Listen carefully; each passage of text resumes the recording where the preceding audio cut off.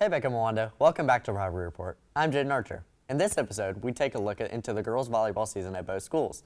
We continue our football coverage as both teams inch closer to region play, and it all starts right now.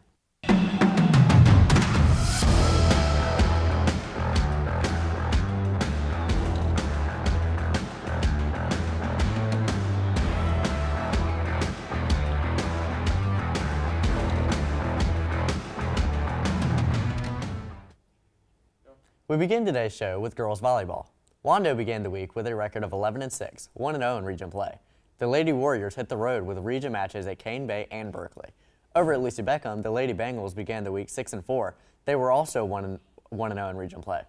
The Lady Bengals hosted region matches for Stratford and Goose Creek. Reporter Walker Roberts gives us the coverage.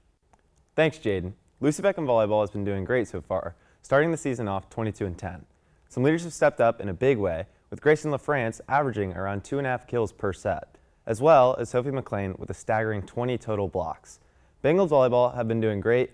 However, let's take a look at the Warriors.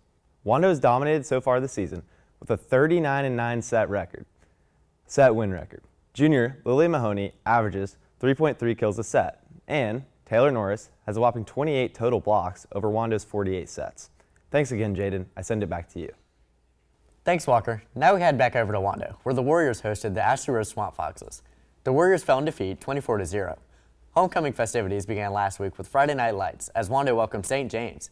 Here's reporter Kristen Sterling with the coverage of the annual homecoming game. Wando High School comes out to play St. James, looking to start 3-1 for the first time in 6 years. Harris Stone is looking to add to his already amazing stats on the year. St. James has the ball on their own side of the field, looking to make something happen. Quarterback Alex Sant dumps the ball off to his running back. He makes the guy miss, hits the sideline on the left, and takes it to the house into the end zone for a touchdown, putting the Sharks up 14-0 in the first half. Here in the second half, Wando just behind the 50-yard line, looking to inch closer on St. James' big lead. Harris Stone takes the snap and gives the handoff to running back Jake Glassberg.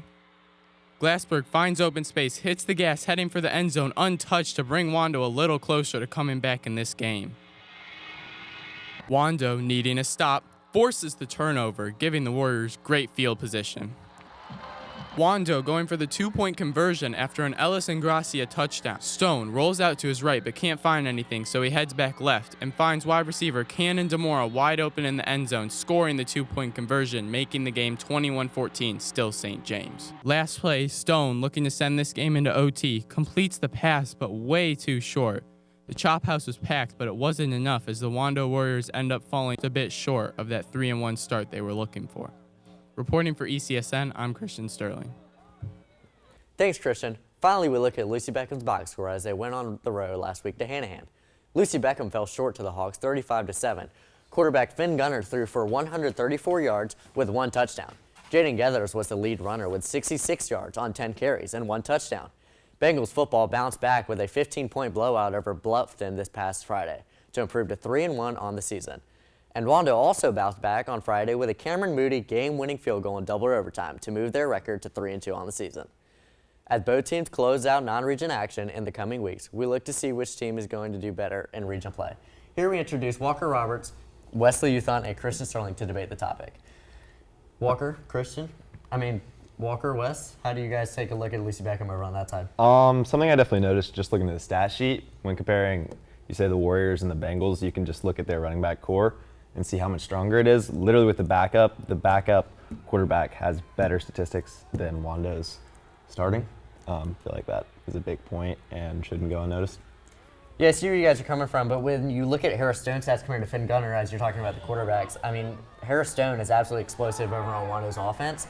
Over there with 773 passing yards on the year and 221 rushing yards, 4 touchdown passes, and he's also ranked 2nd in passing yards in the entire region, 8th in rushing yards for a quarterback. That's pretty good compared to all the other running backs.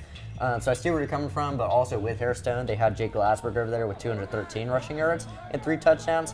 Obviously, I do agree the running backs over at Lucy Beckham are explosive with how they perform, but if you look at Harris Stone and Jake Glassberg, I think that's a very dynamic matchup.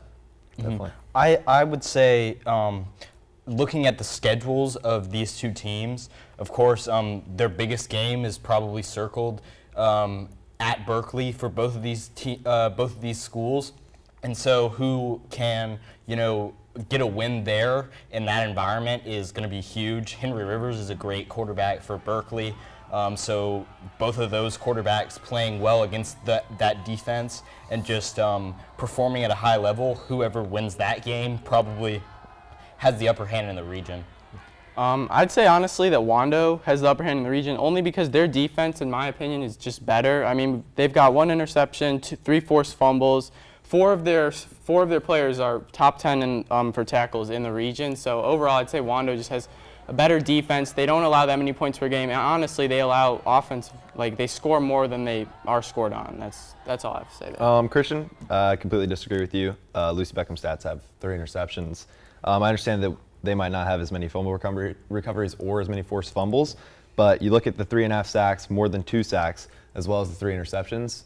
Personally, I'm going to go with the Bengals on defense. Yeah, but you just have to understand, Wando allows way less points per game on defense. Like overall, Wando is better overall in every facet of defense. I understand. I guess we'll have to see when region play comes around. When we look at quarterback rating too, Finn Gunner definitely outperforms Harris Stone, and the running backs are able to lift some of the pressure off of Finn Gunner to be able to perform in those big road environments late in region play.